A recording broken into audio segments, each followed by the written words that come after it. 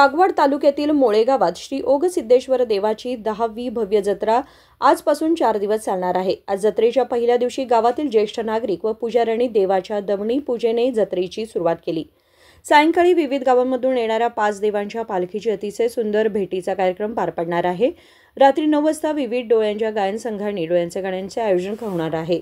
शनिवारी फेब्रुवारी 22 रोजी सकाळी 6 वाजता श्री ओघ सिद्धेश्वर देवाची महापूजा आणि नैवेद्याचे आयोजन होईल।